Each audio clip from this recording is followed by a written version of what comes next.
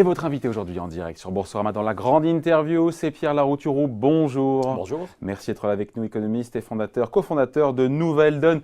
On a envie de vous entendre sur la première réforme du quinquennat Macron, cette réforme du Code du travail, du marché du travail.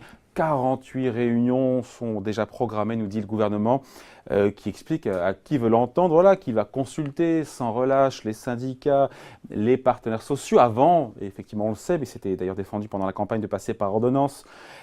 Ça prouve quand même toutes ces consultations, 48 consultations, qu'il n'a pas envie de passer en force, le gouvernement, non? Qu'il y a de la concertation.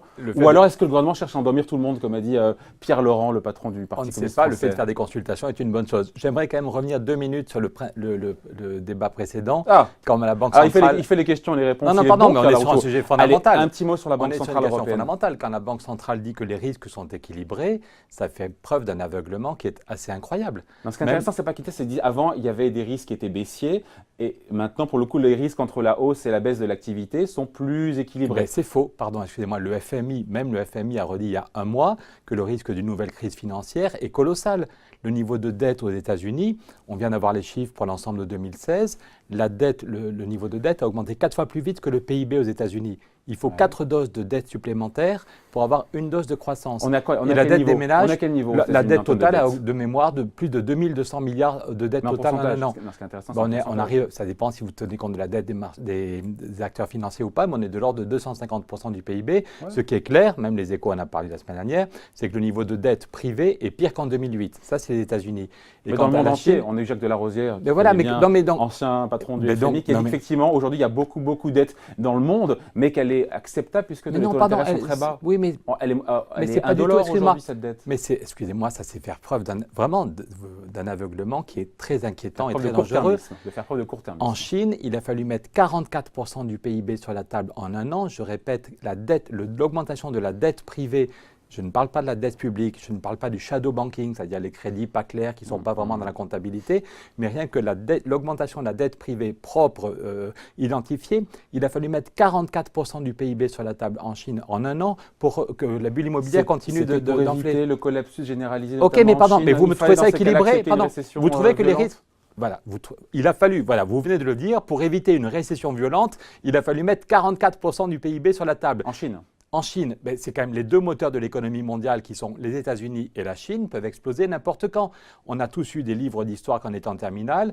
La crise de 29, c'était la deuxième crise. Il y avait eu une première crise en 1920-21. On n'est pas totalement dans la même configuration aujourd'hui. On a pu dire ça il y a quelques années, mais aujourd'hui, on n'est plus dans cette configuration. On voit bien, même l'OCDE dit la croissance mondiale va mieux. Mais pardon, c'est pas suffisant, 3,5%, mais ça va mieux. Excusez-moi si... Écoutez, on n'est peut-être pas d'accord, donc je le dis. Moi, je me souviens quand Dominique Strauss-Kahn, en 2005, se foutait de moi quand j'expliquais qu'on allait vers une crise financière aux États-Unis. Je montrais la courbe de la dette et le taux d'épargne qui devenait négatif. Et Dominique Strauss-Kahn ricanait en expliquant la Larouturou s'inquiète pour rien, il n'y a aucun risque de crise. Et c'est pour ça que les banques centrales, effectivement, font très attention. On les voit, elles sont à la manœuvre derrière, en avançant à pas compter. Comme citoyen, comme responsable de Nouvelle Donne, si on a créé Nouvelle Donne, c'est qu'on veut permettre aux citoyens de reprendre en main leur avenir et de comprendre la situation. C'est faux, c'est un mensonge. Que de dire que les risques sont équilibrés.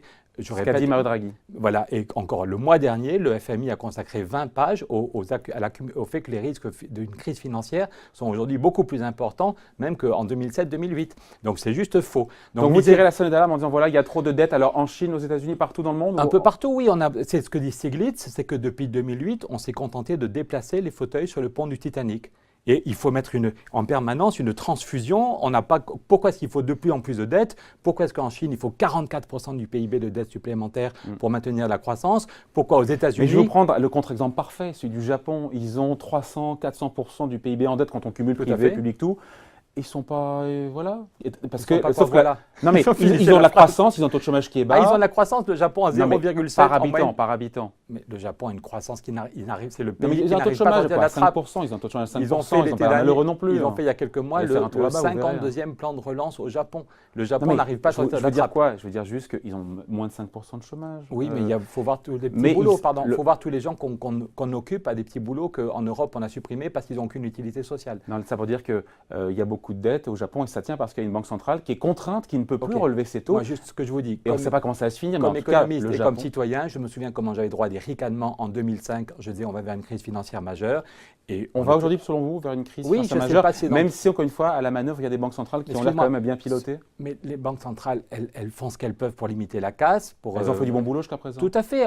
Mais ce qui est dramatique, c'est de voir que justement, grâce aux banques centrales, on a évité une catastrophe en 2008-2009 et de voir que 9 ans plus tard, on ne s'est pas attaqué à la racine des problèmes et que c'est uniquement par plus de liquidité qu'on maintient un peu de croissance.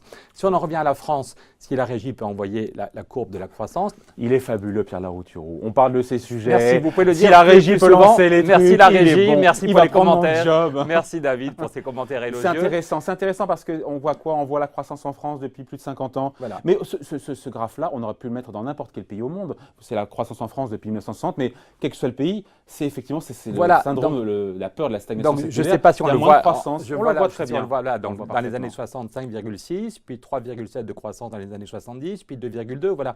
Et donc, moi, j'en ai un peu marre de En l'euphorie. France, mais partout dans le monde aussi. À 0,2% près, c'est partout. Ouais. Et l'Allemagne a la même chose. Et simplement, comme l'Allemagne accueille plus de réfugiés que nous depuis 2 ans, quand on accueille 1 million de gens en Allemagne, plus d'1 million de gens, et ce qui est une très bonne chose pour ne pas les laisser mourir en Syrie ou dans la Méditerranée, c'est 1 million de gens, il faut les nourrir, il faut les loger, c'est du dynamisme. Voilà pourquoi la croissance en Allemagne est un peu plus forte. Mais donc, ça me fatigue de voir comment, depuis quelques semaines, on entend, ça y est, la croissance revient, cocorico, cocorico. Non, hier, on avait le chef économiste de chez Euler Hermès qui disait je ne pense pas que ça va durer cette embellie. Voilà. Mais voilà, non mais juste faisons gaffe, puisque on en revient aux questions sociales en France, il y a 6 millions de chômeurs. Et je fais partie, c'est encore aussi pour ça qu'on a créé Nouvelle Donne et que Nouvelle Donne va aux législatives, parce qu'on en a marre de mettre des rustines sur les questions de chômage. Quand il y a 6 millions de chômeurs et des millions de pauvres, il faut peut-être quand même se demander pourquoi ce qu'on fait depuis 30 ans ne marche pas. Et j'ai l'impression qu'une petite euphorie sur la croissance revient. Je me souviens quand Rocard était à Matignon, il y a eu 3 années de croissance forte. Parce que le pétrole était gratuit, parce que les taux d'intérêt étaient faibles, parce que la monnaie baissait, donc les exportations. Et voilà, 3 années de croissance forte, puis ça se plante et le gouvernement est à poil. Pareil, quand Jospin arrive, pareil, le pétrole est gratuit, notre monnaie baisse, il y a le boom Internet. Voilà. Non, mais à chaque fois, il y a des astres, il y a 3, et ça dure 2 ans ou 3 ans. Le chômage recule un tout petit peu, et puis on se rend compte qu'on a raté l'occasion de changer vraiment le modèle social. Donc c'est pour ça qu'à Nouvelle Donne, on dit, au lieu de compter sur la croissance va être faible. Tant mieux si on a 1,5 cette année, c'est mieux que 0,3. C'est mieux 1,5 que 0,3. Mais ça ne règle aucun problème. Et n'importe quand, on peut avoir un effondrement à cause d'une crise financière. Alors justement, le modèle social, on peut en parler? Bien sûr.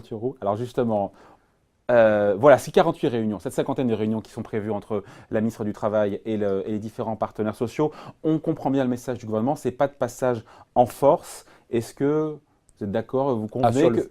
Oui. La méthode est bonne sur le fait de négocier, oui. Après ça, on voit tous les 2 jours dans la presse des fuites. On ne sait pas si c'est des documents qui sont en préparation ou pas. Mais, démentis à chaque fois par le gouvernement, tout à fait. Par la ministre du Travail. Voilà, mais démentis, voilà. Donc on ne sait pas, on ne va pas faire de procès d'intention. Mais ce qui est sûr, c'est que quand on parle du modèle de flexi-sécurité, par exemple du Danemark, il y a effectivement un droit du travail qui est plus facile. C'est plus facile de licencier au Danemark, parlons franchement, c'est plus facile de licencier. Mais être au chômage n'est pas dramatique au Danemark. Parce qu'on retrouve rapidement un travail. Et surtout, oui, et parce que vous avez 90%, quand vous tombez au chômage, vous gardez 90% de votre revenu. Et ça du salaire brut? Du salaire net, vous gardez 90%. Contre 70% en France. Oui, donc, et ça peut être pendant 4 ans. Donc ça veut dire qu'il y a un vrai accompagnement. Généreux. Voilà, donc du coup, être licencié n'est pas un drame parce que il n'y a aucun risque de tomber dans la pauvreté. Vous gardez 90% de votre salaire pendant 4 ans. C'est plafonné pour les cadres, tout à fait. Non, mais pour monsieur, madame, tout le monde, être au chômage n'est pas un drame et on a assez à donner les moyens que… Donc, on ne peut pas tomber dans la pauvreté. C'est le paradoxe, c'est qu'on a une durée d'indemnisation qui est beaucoup plus longue qu'en France, jusqu'à 4 ans contre 2 ans en France, sauf si on a 50 ans, 3 ans. Mais on retrouve plus rapidement aussi un travail. Tout à fait. Parce que le vrai sujet, c'est ça. Bien sûr. Non, mais David, si on reste une minute, c'est terrible. Donc, pour le moment, dans les projets du gouvernement, on ne voit pas cet aspect de sécurité. On voit bien… On voit le flexi. On voit la flexi, que ce serait plus facile de licencier, mais on ne voit pas la sécurité. Et après ça, dans la flexibilité, c'est comme le cholestérol. Vous savez, il y a le bon cholestérol qui permet de faire des hormones et que nos organes communiquent, et le mauvais cholestérol qui vous pouvez avoir une crise cardiaque. Et sur la flexibilité, il y a est-ce qu'on va toujours faciliter les licenciements ou est-ce qu'au contraire on veut faciliter… Pardon, je finis. Au Canada, il y a la flexibilité interne. Et Nouvelle Donne voudrait mettre ces idées en place en France. Au Canada, au lieu de dire on licencie plus facilement, la règle du jeu c'est on fait tout pour garder tous les effectifs. Si une entreprise a 30% de gens en trop, au lieu de licencier 30% des gens, elle va garder tout le monde, baisser le temps de travail de 30%, baisser les salaires de 30% pour rester compétitive et immédiatement… C'est ce que font les Allemands aussi un petit peu, non? Tout à fait. Alors, je vais y revenir. Je finis l'exemple canadien parce que vous le connaissez, mais peut-être que ceux qui nous regardent… Oui. Voilà. L'idée au Canada, c'est qu'on garde tout le monde, les gens ne sont pas licenciés, ils baissent le temps de travail, ils baissent les salaires, mais ils reçoivent immédiatement une compensation de l'UNEDIC et de l'État qui fait qu'ils gardent 98% de leurs revenus. 98% de leurs revenus. Sur quelle durée?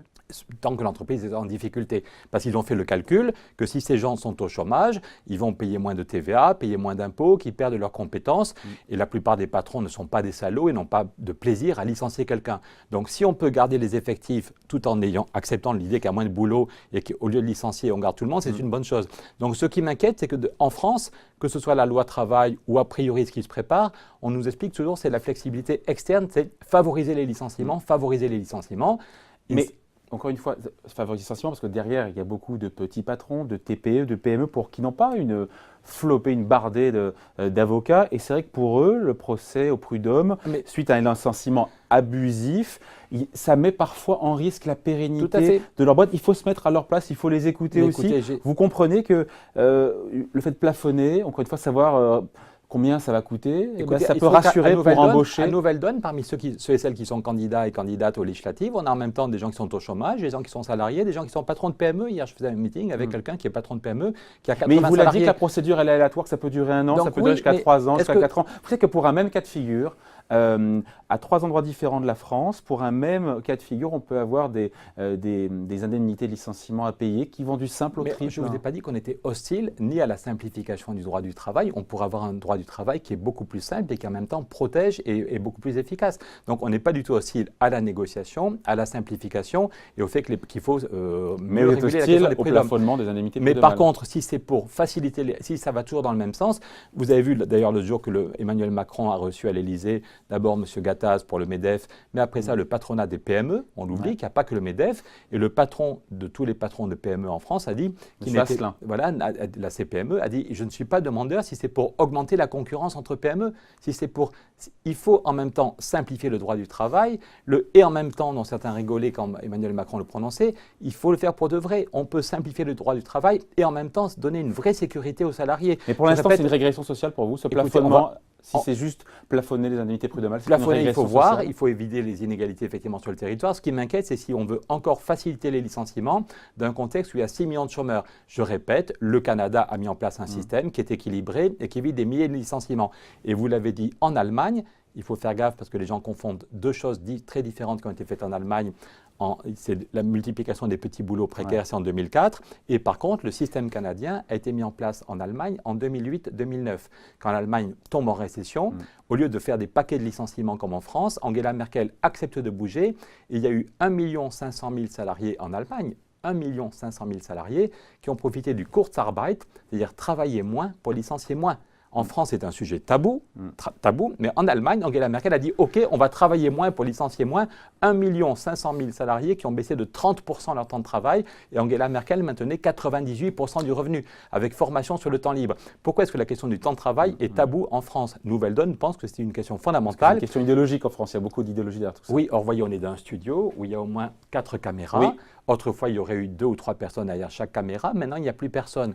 Donc, on vit une vraie révolution aux États-Unis comme en Europe. Est-ce qu'on est capable d'en parler sereinement et de voir comment on évolue? Il y a besoin de moins de travail. Ça serait une bonne nouvelle si on était capable de relancer des négociations sur une baisse intelligente du temps de travail. Pour clore le sujet, si vous le voulez bien, Pierre Larrouturou, sur les indemnités de licenciement plafonnées au prud'homme, le harcèlement, la discrimination sont exclus du champ d'application de la réforme, ce qui est pour le coup plutôt une bonne chose. Après, on se dit en même temps que si le plafonnement passe, les salariés pourraient justement aller vers ce motif de harcèlement, ce motif de discrimination, pour avoir un transfert finalement. Écoutez, moi je fais confiance au juge des prud'hommes pour dire s'il y a du harcèlement, on le sanctionne très gravement. S'il n'y a pas de harcèlement, il n'y a pas de harcèlement. Non, mais s'il n'y a plus de plafonnement pour motif de harcèlement et de discrimination, les salariés auront tendance justement à attaquer sur ce motif-là. Moi, je fais confiance au juge des prud'hommes et si un salarié dit qu'il y a harcèlement mais qu'il n'y a pas harcèlement, et le juge des prud'hommes ne lui donnera pas gain de cause sur ce point-là. Et par contre, s'il y a harcèlement, il faut effectivement, surtout dans un contexte où il y a 6 millions de chômeurs,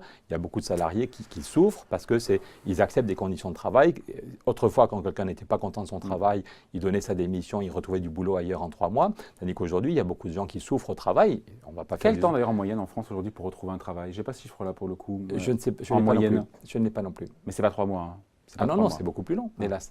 Bon, les syndicats, hormis la CGT, on n'est pas surpris, mais ils semblent prêts à jouer le jeu comme de la concertation quand on écoute leurs déclarations avec l'exécutif. Ils ont compris qu'avec une Assemblée nationale qui est à la main du président, finalement Emmanuel Macron a les coups des franches pour faire un petit peu, en tout cas pour appliquer son programme. Donc pour eux, la stratégie pour les syndicats hors CGT, c'est de peser de l'intérieur, finalement de peser sur la réforme, mais via la concertation, via la négociation. C'est ça la stratégie?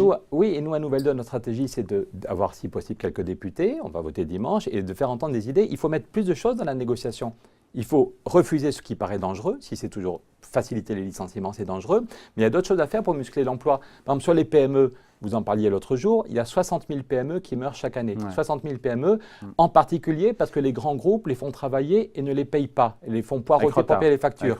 Ça représente 14 milliards chaque année. Ouais. 14 milliards, c'est pas anecdotique. 14 milliards qui manquent dans les caisses des PME, avec un groupe qui dit « Oh, lui, c'est une PME, il n'a pas d'avocat, je suis son principal client, il ne me fera jamais de procès ». Ce que dit Nouvelle Donne, c'est une idée assez révolutionnaire, mais super efficace. C'est que la Caisse des dépôts… Pardon. Publie le nom non. C'est…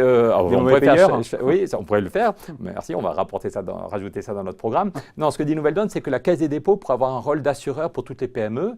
Et si le travail est fait, si la facture est valable, mais que la facture n'est pas payée, la Caisse des dépôts met l'argent sur la table pour la PME au bout de 2 mois. Et c'est la Caisse des dépôts qui se retourne vers le mauvais payeur. Et ça ne coûte rien pour nos impôts, vous et moi. C'est un décalage de trésorerie. Mais ça change tout. Ça change tout pour le rapport de force. Ah ouais. C'est plus une PME tremblante qui hésite à attaquer son client. C'est la Caisse des dépôts. C'est la Caisse des dépôts et donc le client qui devra payer la facture, payer ses frais de dossier et payer une amende. Donc voilà typiquement quelque chose qu'on pourrait mettre dans une nouvelle donne sociale et ça protégerait les PME et ça évite des milliers de licenciements.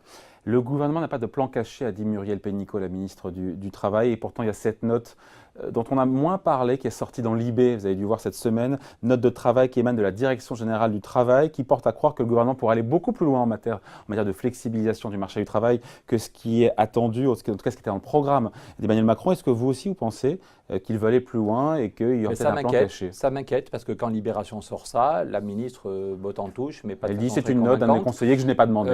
Et je voudrais juste dire aux futurs députés, aux membres du gouvernement qu'on ne peut pas faire n'importe quoi, que le modèle de précarité généralisée, on se demande pourquoi les gens ont voté pour Trump aux États-Unis.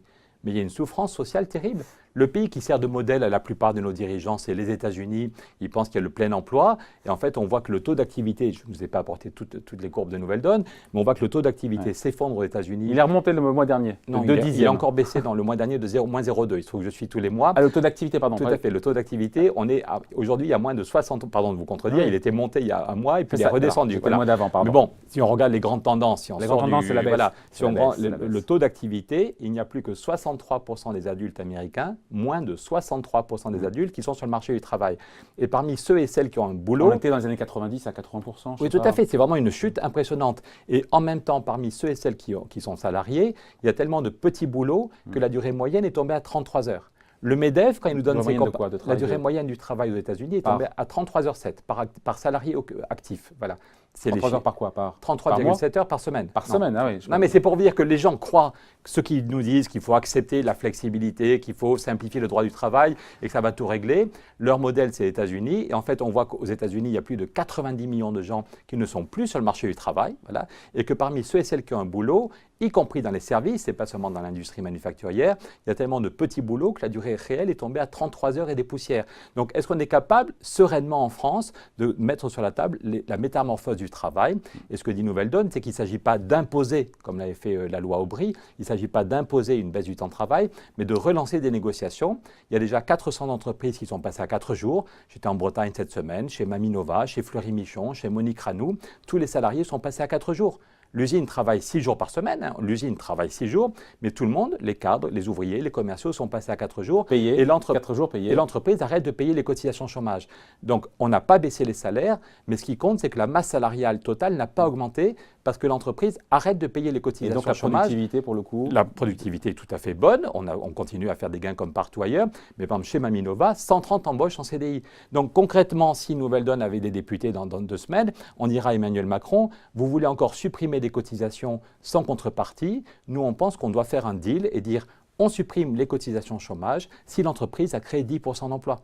Parce que ça fait 30 ans qu'on fait des exonérations avec un effet marginal sur l'emploi. Donc peut-être qu'on pourrait, dans une négociation, dire et donner la parole à des pionniers. C'est très bien de faire des concertations, mais est-ce qu'on peut donner la parole à des entreprises, aux salariés et aux patrons qui ont innové? Il y a 400 entreprises qui ont déjà mis en place ces idées. J'étais à Pau il y a 2 semaines, c'est des PME. Il y a 3 PME de Pau où on est passé à 4 jours. Chacune a embauché un salarié.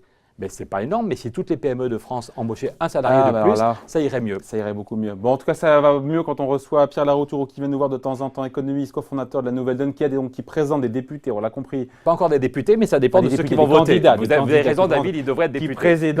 Qui présente des candidats à la députation. Donc, ça sera le premier tour, c'est dimanche. Merci à vous, Pierre Larouturou. Et toutes les infos sur nouvelledonne.fr. Il est trop fort. Pierre Larouturou était votre invité aujourd'hui en direct sur Boursorama. Merci. Merci.